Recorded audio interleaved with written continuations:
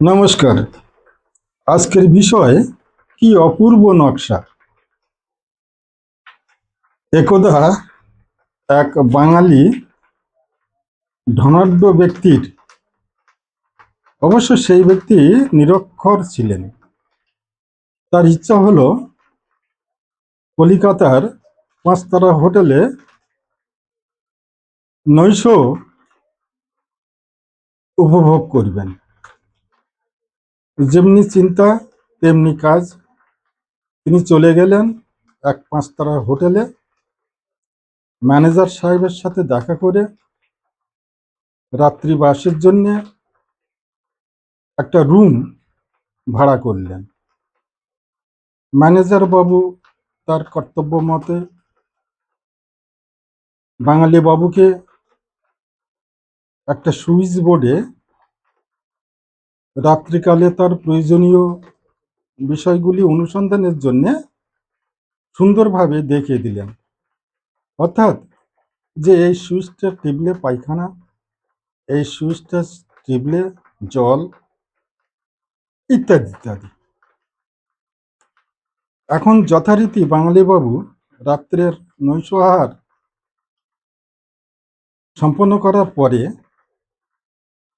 তার বাহ্য পেল। বাঙালি বাবু তখন একের পর এক সুইচ টিপতে থাকলেন, কিন্তু কোনো অবস্থাতেই সেই ল্যাট্রিনটা আর সন্ধান পাওয়া গেল না।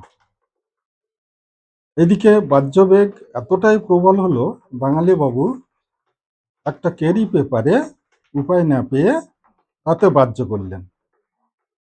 করার পরে তার মনে হলো যে এই মল তিনি কোথায় রাখবেন। এখন ইতি উতি এদিক ওদিক তাকাতে তাকাতে দেখলেন যে সিলিংয়ে ফ্যানের সংলগ্ন একটা ঘুলঘুলি।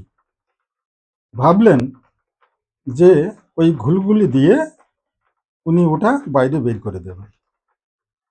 যেমন ভাবনা তেমনি কাজ। যেই না মলপিণ্ডটি ঘুলঘুলের মধ্যে দেওয়ার প্রচেষ্টা হলো, তেমনি ফ্যানে সেটা জড়িয়ে গেল এবং সেটা সমস্ত ছাদে ছড়িয়ে ছিটিয়ে পড়ে গেল। এবারে ভোর হতে না হতেই বাঙালি বাবু কক্ষ ছেড়ে বাইরে বেরিয়ে গেলেন। এদিকে বেলা অধিক হওয়ায় ম্যানেজারের মনে হলো যে বাঙালি বাবু তো দেখা করলেন না, কোথায় গেলেন। অনুসন্ধানে তিনি দেখলেন ঘর ছাড়া, কিন্তু ঘরের মধ্যে এক অপূর্ব ব্যাপার ঘটে গেছে। মলের গন্ধে ঘর মোমো করছে। এদিকে ওদিকে তাকাতে তাকাতে ছাদের দিকে তাকিয়ে দেখে যে গোটা ছাদটাই মলের নকশা। তিনি ভাবতে লাগলেন যে কেমন ভাবে এটা করা সম্ভব। বাঙালি বাবু কি সারা রাত জেগে এই বিষ্ঠার নকশা ছাদে এঁকেছে? নমস্কার।